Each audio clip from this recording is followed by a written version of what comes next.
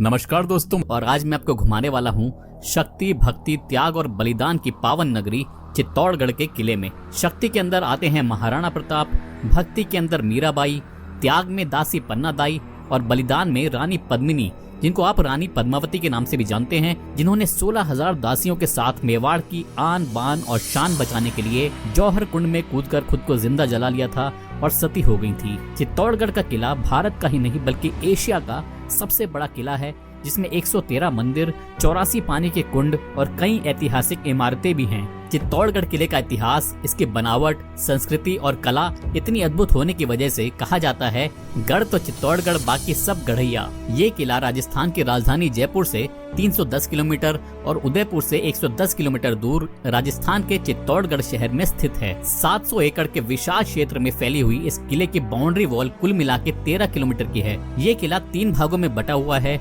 पहले भाग में यहाँ के स्थानीय लोग रहते हैं, जिनकी आबादी लगभग 5,000 की है। बीच के हिस्से में किला बना हुआ है और तीसरा भाग जंगल का इलाका है, जो कि रानी पद्मिनी के महल के आगे पड़ता है और 5 किलोमीटर के एरिया में फैला हुआ डियर पार्क है। हम जिस तरफ से अभी किले में जा रहे हैं, ये किले का पिछला भाग है। सन 1433 यानी कि 1433 में महाराणा कुंभा ने इस किले में 7 दरवाजे बनवाए थे और मेन गेट का नाम था सूरजपोल। सूरजपोल वही दरवाजा है जहां से दिल्ली के सुल्तान अलाउद्दीन खिलजी ने रानी पद्मिनी को पाने के लिए इस किले पर हमला कर दिया था। आप चाहें तो इस किले को अपनी गाड़ी या बाइक से भी घूम सकते हैं, या फिर आप इसको घूमने के लिए ऑटो रिक्शा भी हायर कर सकते हैं। यहाँ का टिकट प्राइस 40 रुपए का है और आपका एक ही टिकट किले के सारे भागों में काम आ जाएगा।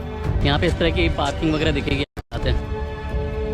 पूरा उस जमाने में गहरा कुंड करवाया जाता है, जिसको बोलते हैं जौहर मेला। उस समय मेवाड़ के राजा अरविंद सिंह मेवाड़ और महेंद्र सिंह मेवाड़, जो उदयपुर के सिटी पैलेस में रहते हैं, यहाँ पर आते हैं और रानी पद्मिनी की आत्मा की शांति के लिए यज्ञ और पूजा अर्चना करवाते हैं। ये जो सामने वाला गेट आप देख पा रहे हैं, ये है पूर्वी जौहर गेट, और वो उस तरफ वाला जो सती मंदिर के पीछे में है, वो है उत्तरी जौहर गेट। तो जैसा कि मैंने बताया कि उस जमाने में यहाँ गार्डन नहीं बल्कि एक गहरा कुंड हुआ करता था। उस समय इस कुंड के अंदर आग जला करती थी, जिसमें चंदन, कपास, तेल, घी वगैरह डाला जाता था। ये जो सामने वाली इमारत आप देख रहे हैं, इसको बोला जाता है सती मंदिर।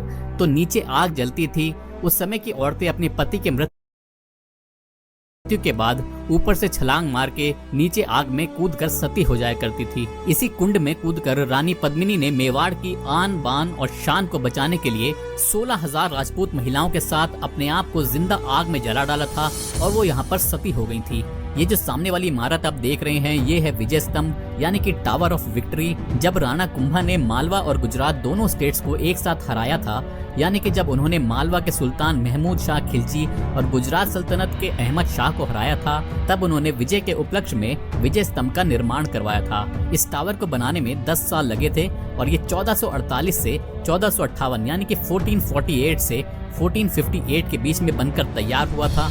उस समय में इस स्तंभ को बनाने में 90 लाख का खर्चा आया था। ये 9 मंजिल इमारत है। इस टावर की ऊंचाई 122 फीट की है और इसमें ऊपर जाने के लिए 157 यानी कि 157 सीढ़ियां दी गई हैं। अभी लगभग 2 साल से कोविड के चलते ऊपर जाने का रास्ता सरकार ने बंद किया हुआ है। इस विजय स्तंभ के बारे में एक खास बात मैं आपको बता देता हूँ, जो शायद आपने कहीं नहीं सुनी होगी। तो मैं आपको बता देता हूँ कि इस विजय स्तंभ के महत्व की वजह से राजस्थान पुलिस के लोगों को अगर आप ध्यान से देखेंगे, उसमें जो सिंबल लगा हुआ है वो इसी विजय स्तंभ का है। ये जो कुंड आप देख रहे हैं, इसको बोला जाता है, इस महल में आपको चारों तरफ गार्डन दिखाई देगा। तो गवर्नमेंट ने इसको बेहतर रूप देने के लिए यहाँ पर गार्डन बना दिया है। अलाउद्दीन खिलजी ने जब यहाँ पर हमला कर दिया था, तब ये पूरा महल उसने खंडित करवा दिया था।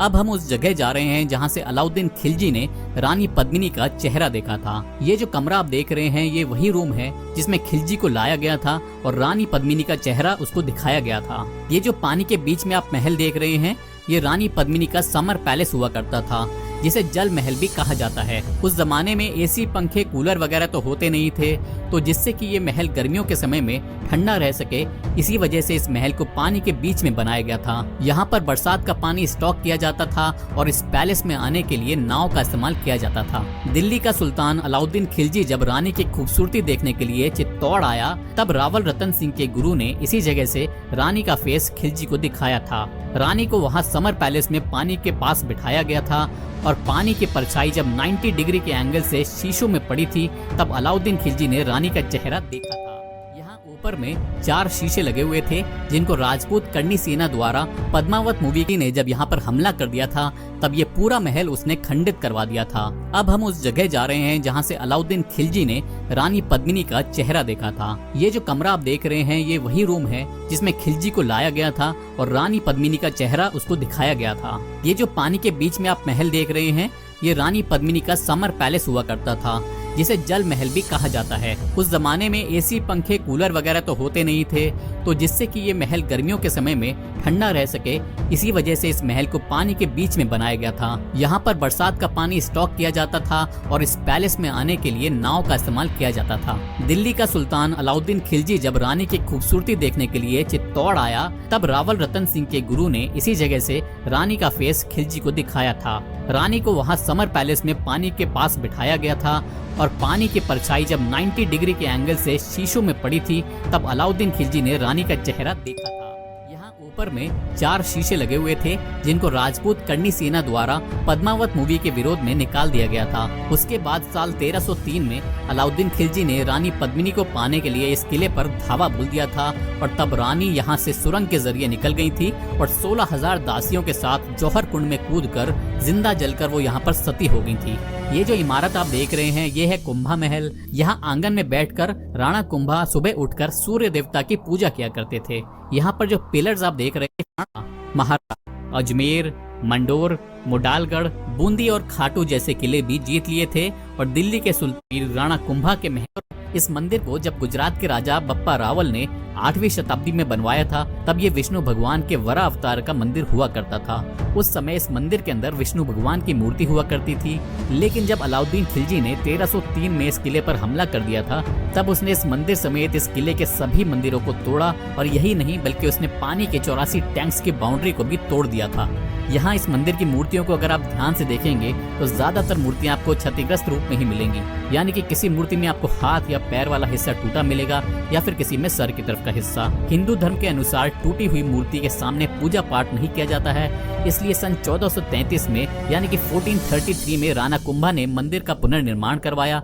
यहाँ पर उन्होंने 3 मूर्तियों को स्थापित करवाया था जो राधा, कृष्णा और बलराम की मूर्तियां थी और क्योंकि इस मंदिर का पुनर्निर्माण राणा कुंभा ने करवाया था इसीलिए इसको कुंभ श्याम मंदिर के नाम से जाना जाता है। यहाँ सामने में आप देखेंगे विष्णु भगवान के वाहन गरुड़ की भी मूर्ति लगी हुई है।